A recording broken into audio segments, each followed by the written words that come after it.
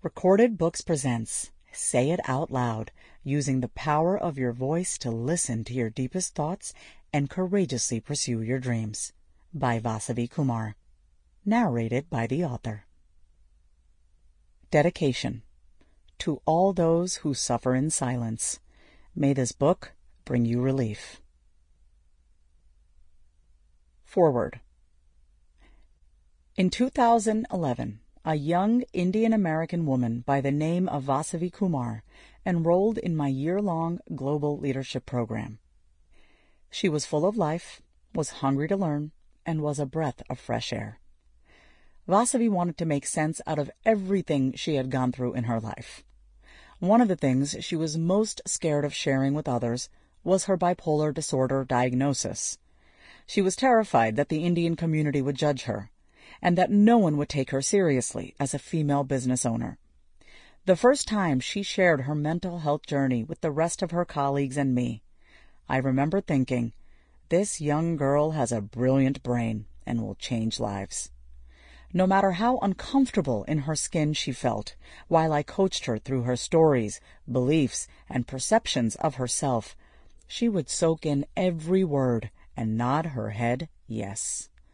She was hungry to find her truth, and was willing to do whatever it took to know every single part of herself. As her coach and mentor, I have watched her blossom into a woman who stands for honesty no matter what. As an author, speaker, and coach, I know the depth of internal reprogramming that needed to take place for Vasavi to have written a book called Say It Out Loud. In order to write this book, she has had to fight and work through her own inner demons, while offering grace and acceptance toward herself and others. Say It Out Loud is the antidote to the parts of ourselves that still suffer in silence. If you have picked up this book in the hopes of reconnecting with your inner voices and different parts of yourself, I have no doubt that it will change your life. Trust that you have been divinely guided to reach for this volume because some part of you chose it. Honor what you've been through and how you got here. Give voice to the parts of you that have yet to speak. Read every line of this book. Let them soak in. Your voice needs to be heard. It's time for you to say it out loud. In Love and Transformation, Lisa Nichols. New York Times bestselling author of Abundance Now. Introduction.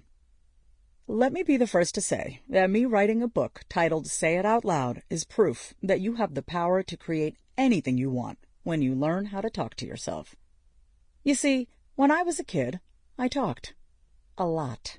My mother would half-jokingly say to me, Vasavi, chumma ire, which loosely translates in our native language of Tamil as Vasavi, stop talking. So it's kind of ironic for me to be writing a book called Say It Out Loud, don't you think? The very thing I got in trouble for as a kid, my outspoken nature, is now the foundation of my work, helping other people use their voice to courageously pursue their dreams. Imagine if I had taken chumma ire to heart and listened to my mother, which I rarely did, I wouldn't be where I am today. Instead, I've spent my life working on the most important relationship I have, the one with the voices in my head. When I was young, I would stand in between my parents during one of their many squabbles and mediate between them. Okay, I'd say to one of them, you say how you feel out loud. And then I would turn to my other parent and direct, okay, now you listen and then you say how you really feel out loud.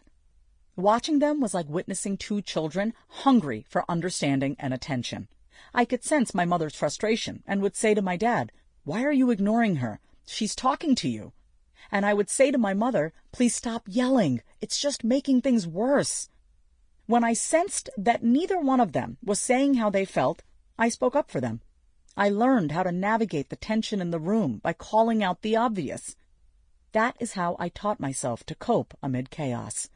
I said it out loud, even though I should have probably just chumma ire.